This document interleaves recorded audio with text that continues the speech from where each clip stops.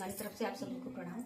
मेरा नाम मीना। मेरा नाम सीमा। आज हम आप लोगों को प्यारा सा तुलसी जी का कृष्ण भगवान के विवाह पर गीत सुनाने जा रहे हैं, लेकिन इस तर्ज इसका सोहर का है ये विवाह, लेकिन इसका तर्ज सोहर का है।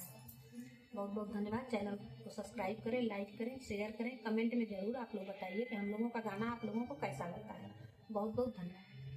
कौने रंगा तुलसी का पतिया होता, कौने रंगा मंजरी होता, कौने रंगा मंजरी न हो सखिया, कौने हरंगा सालिक राम हो तुलसा माना भावै हो तुलसा माना भावै हो। कौने रंगा तुलसी का पतिया हो, कमाने रंगा मंजरी हो, कमाने रंगा मंजरी हो सखिया, कौने हरंगा सालिक राम हो तुलसा माना भावै हो तुलसा माना भावै हो।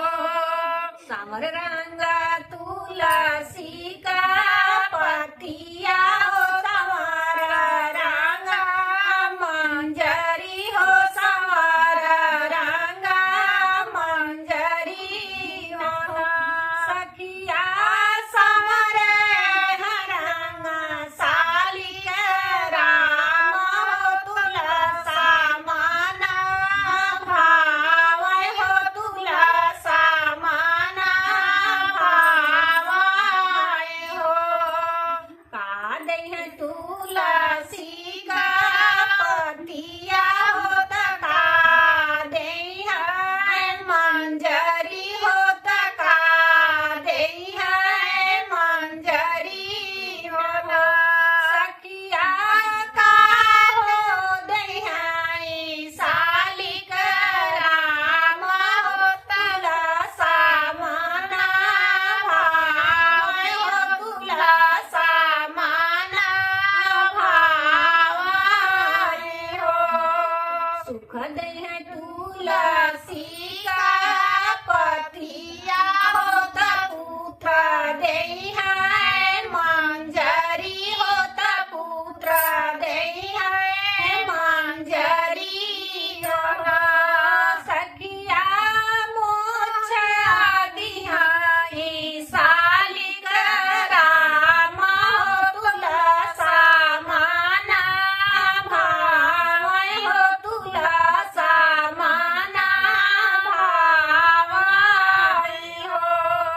का हो करब तुलसी पतिया हो, का हो करब मंजरी हो, का हो करब मंजरी हो सखिया, का हो करब सालिक राम हो तुलसा माना भावै हो तुलसा माना